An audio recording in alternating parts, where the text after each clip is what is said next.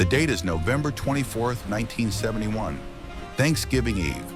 It was a typical afternoon in the United States, a time when everyone was in a holiday rush, trying to get home to their families. However, what happened that day at Portland International Airport would go down in aviation history and ignite a mystery that would last for more than 50 years. A middle-aged man carrying a black attaché case approached the Northwest Airlines counter. He introduced himself as Dan Cooper and purchased a one-way ticket to Seattle. The man boarded Flight 305 along with 36 passengers and 6 crew members. He settled into the very last row, seat 18C. He ordered a drink, lit a cigarette, and waited for takeoff. Shortly after the plane was airborne, Cooper handed a note to flight attendant Florence Schaffner. At first, she didn't pay much attention, but Cooper leaned in and whispered, "Miss, you better look at that note. I have a bomb." When the shocked hostess sat down next to him, Cooper cracked open his briefcase. Inside, there were red cylinders and wires. It was a convincing bomb assembly.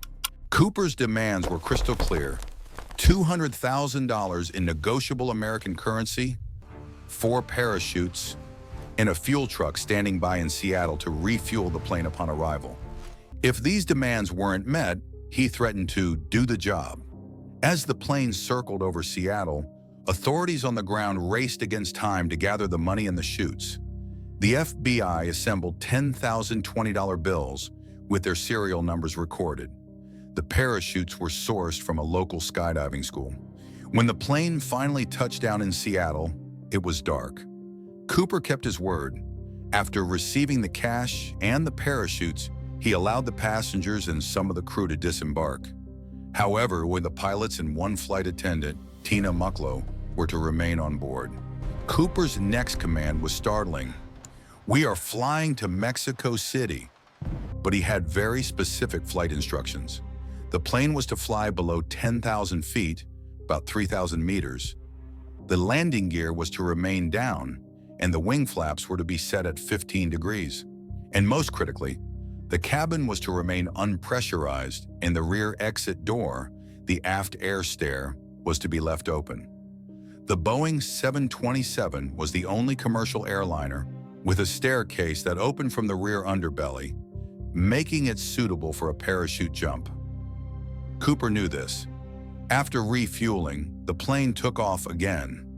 Shortly after, Cooper ordered flight attendant Tina Mucklow to the cockpit and locked the door. That was the last time he was ever seen.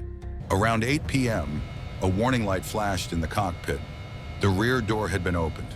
Outside, a freezing cold and a violent storm raged. The plane was gliding over Washington State in pitch-black darkness. The crew asked over the intercom if Cooper needed anything. He simply replied, "No."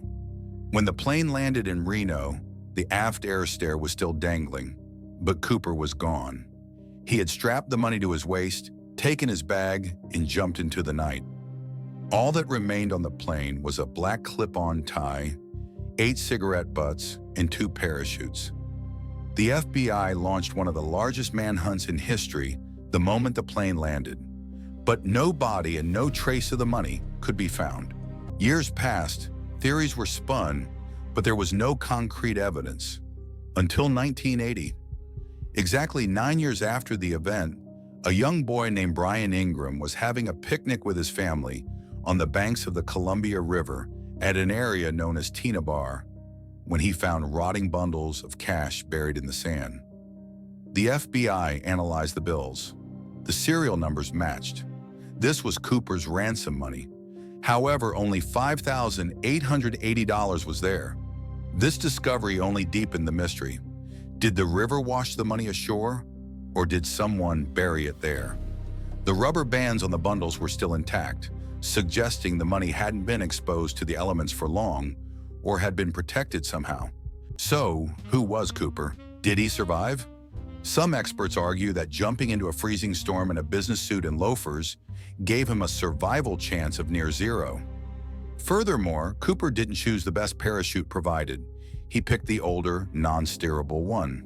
He even took a dummy reserve parachute sewn shut for training purposes by mistake. This suggested he wasn't an expert skydiver.